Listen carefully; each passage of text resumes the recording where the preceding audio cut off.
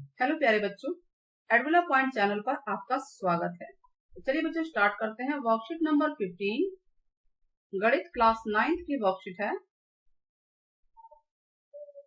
इस वर्कशीट में हम लोग संख्याओं, देखिए अपरिमेय संख्याएं हैं, इनको हल करना सीखेंगे। तो बच्चों आप लोग ये तो जानते ही हैं कि 20 जमा 15 35 होता है। 20 में से 15 घटाएंगे 5 होता है। हम ये देख रहे हैं कि 20 और 15 दोनों ही परिमेय संख्याएं हैं, है ना। क्योंकि 20 को हम लिख सकते हैं 20 बटा पी बटा क्यू के रूप में, क्यू जीरो नहीं है इसमें, है ना। 15 को भी हम लिखते हैं 15 बटा पी बटा क्यू के रूप में है, क्यू जीरो नहीं है। तो ये दोनों ही परिमेय संख्या है। यानी परिमेय संख्याओं को जोड़ना, घटाना, गुणा या भाग करना आपको आता है अगर शून्य को ना लिया जाए। पर एक भाग के केस में ये अगर आप जोड़ेंगे दो परिमेय संख्याओं को तो परिमेय ही तो आएगी ना। अगर 20 और 15 को हमने जोड़ा तो क्या आया, परिमेय संख्या है। 20 में से 15 घटाया तो क्या आया, 5 आया। 5 भी परिमेय संख्या आ रही है, ठीक है। आज जो इस वर्कशीट में हम लोग अपरिमेय संख्याओं के जोड़, घटाव, गुणन और भाग को समझेंगे। चलिए उदाहरण के द्वारा देखते हैं। 8√3 और 7√2 ये है पहला। फिर इसी में जोड़ना है 5√3 माइनस 3√2। तो जोड़ने का मतलब, और का मतलब क्या है, जोड़। जोड़ का निशान हमने लगा दिया यहाँ पे, ठीक है। तो इस तरह से लगा दिया। अब हम देख रहे हैं सेम, एक जैसे होने से सेम कैटेगरी। 8√3 और 5√3 बिल्कुल सेम है, एक जैसे। तो हम इसमें क्या करेंगे, 8 और 5 को जोड़ देंगे, ठीक है। √3 साथ में ऐसे लिख देंगे साइड। ऐसे ही 7√2 में 3√2 घटाएंगे, यानी 7 में से 3 घटाएंगे, √2 साथ में लिखेंगे। तो 8 और 5 कितना हो गया, 13। 13√3, ऐसे 7 में से 3 गया, 4√2। इसको आप ऐसे भी समझ सकते हैं, 8√3 में क्या जोड़ रहे हैं, 5√3 को। तो आप जोड़िए इसको, 8 और 5 13, 13√3। फॉर एग्जाम्पल अगर 8x और 5x होता तो 13x लिखते ना। ये आप बड़े आराम से कर सकते हो, लेकिन रूट वाले संख्याओं में आपको ध्यान रखना है कि सेम सेम बिल्कुल सेम, ये एक जैसे होने चाहिए, तभी आप जमा या घटा कर पाएंगे। तो चलिए आगे देखते हैं। इनको हल करना है। 25√2 में 6√2 को क्या करना है, जोड़ना है। जोड़ का निशान है ना, तो हम इसमें 25 में 6 जोड़ देंगे सीधे ही। 25 जमा 6 कितना आ जाएगा, √3 है साथ में। 25 और 6 31 √2 है यहाँ पे। 25 और 6 31√2। नेक्स्ट बी पार्ट देखिए क्या लिखा है, 7 माइनस √23, 7 और साथ में है प्लस में √23। तो ये √23 बिल्कुल एक जैसे है ना, दोनों एक ही, एक माइनस का एक प्लस का, तो ये कट जाएंगे। आंसर क्या आएगा, 7 आएगा। फिर है 17√11 में से 3√11 को घटाना है। तो हम क्या करेंगे, 17 में से 3 को घटा देंगे, साथ में क्या है, √11 है। तो 17 में से 3 गया, कितना आएगा, 14√11। क्लियर है। अब ये भी सवाल देखिए, ये भी इसी तरह के होगा। ये है 2√2, ठीक है। 2√2 जमा 5√3। अब घटा का निशान है, ब्रैकेट खोलेंगे तो अंदर के चिन्ह जो है चेंज हो जाएंगे। तो ये माइनस का √2 होगा और ये हो जाएगा प्लस का 3√3। अब ध्यान से समझना है आपको, एक मैंने यहाँ लगा दिया। ये सेम कैटेगरी के हैं, सेम कैटेगरी के हैं ना ये। तो क्या होगा, ये 2√2 में से 1√2 को घटाया जाएगा, यानी 2 में से 1 घटाएंगे तो क्या आंसर आएगा, 1 आ जाएगा। 1√2, इसको आप सिर्फ √2 भी लिख सकते हैं। ठीक वैसे ही 5√3 है और 3√3 है। 5 और 3 को जोड़ेंगे, दोनों जोड़ का निशान है, तो 8 आ जाएगा, 8√3। तो ये हमारा आंसर आ गया, √2। 1√2 बोलिए चाहे √2 बोलिए, √2 जमा 8√3। तो ये है सवाल। अब हमने क्या देखा, हमने ये देखा कि परिमेय संख्याओं को जोड़ रहे हैं, घटा रहे हैं अपरिमेय संख्याओं को, तो वो अपरिमेय ही आ रही है।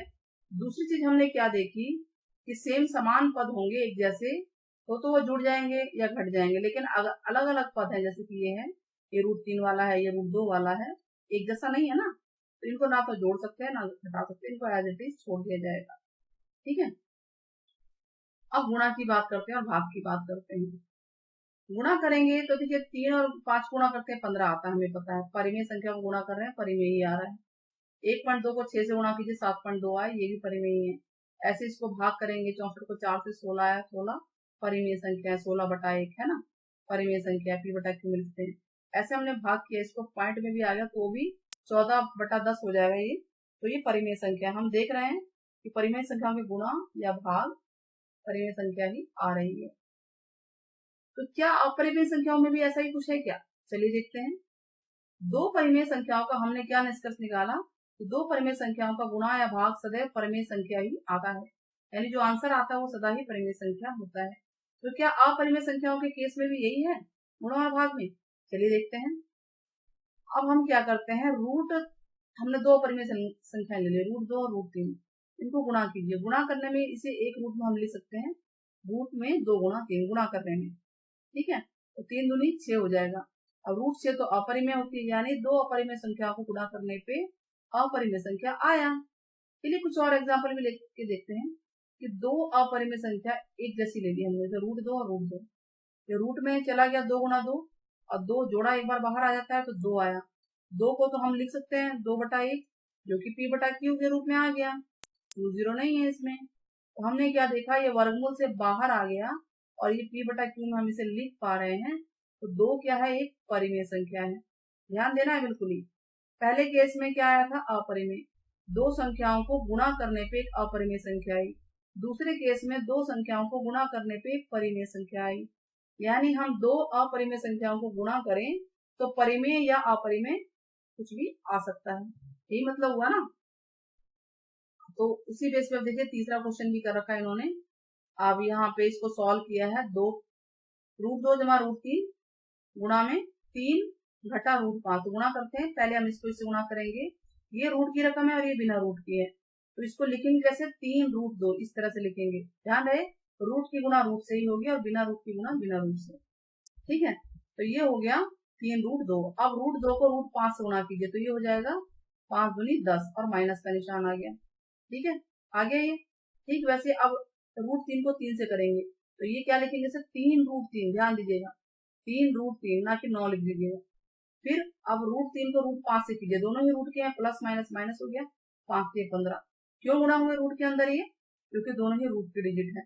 तो हमारे पास ये सोल्यूशन आ गया। हम देख रहे हैं ये सभी में रूट है ही और एक भी रूट रह जाए तो ये है क्या, ये जो आंसर आया है, जो भी आंसर है यहाँ पे आप लिखेंगे, ये आया क्या, परिमेय आया कि अपरिमेय आया?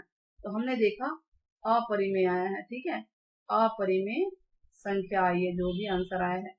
चलिए अब आगे देखते हैं भाग करके।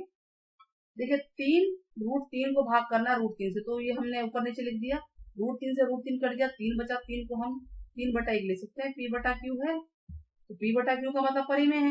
ये रूट बचा ही नहीं, p बाय क्यू में लिख पा रहे हैं।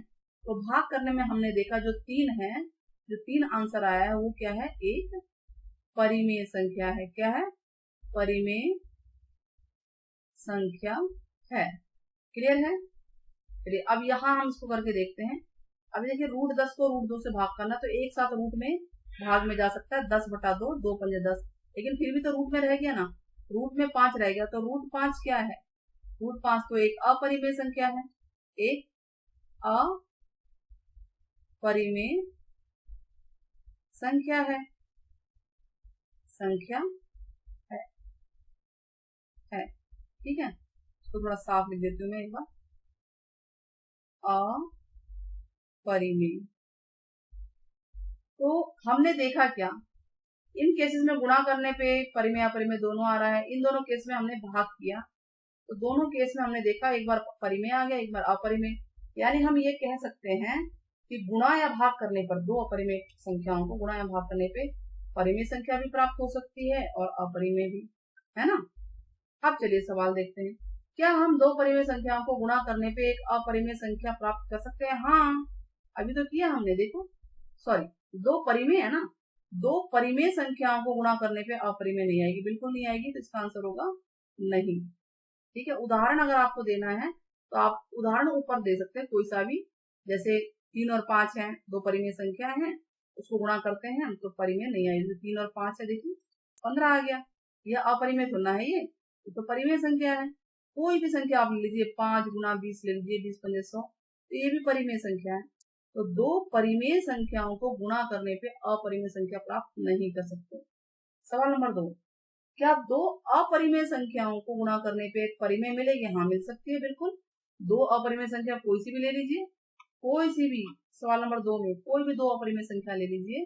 मान लीजिए मैंने एक 2 ले लिया, दूसरा भी 2 ले सकते हैं, या -2 ले लीजिए रूट में, दोनों ही रूट में हो गए, तो ये आ जाएगा माइनस बाहर 2 गुणा 2, और जोड़ेगा 2 बाहर आ गया, रूट से बाहर आ गया ना, आप उसको लिख सकते हो p बटा q के रूप में, तो परिमेय संख्या हम प्राप्त कर सकते हैं। तो इसका आंसर होगा हाँ। ठीक है, उदाहरण आप ये वाला ले सकते हैं, ये उदाहरण है। क्लियर है? आंसर मैंने सामने लिख दिया ताकि आपको समझ में आ जाए। नहीं, क्वेश्चन नंबर 3 देखें हम। चलिए, क्वेश्चन नंबर 3 में क्या करना है? हल करना है। तो थर्ड का ए पार्ट देखते हैं, क्या लिखा है? √10 गुणा √5। आप गुणा करना है, तो गुणा में तो रूट में सभी हम इकट्ठे लिख लेंगे, वर्गमूल में स्क्वायर रूट है ये। 10 गुणा 5, आप 10 को कैसे लिख सकते हैं? 10 को लिख सकते हैं 2 गुणा 5, उसको भी तोड़ दीजिए, और 5 तो 5 ही है, तो इसमें से ये 5 बाहर आ गया, एक बार 5 रूट से बाहर आ गया और अंदर रूट में रह गया 2, तो आंसर आया 5√2। क्लियर है? सवाल नंबर बी। बी क्या कहता है?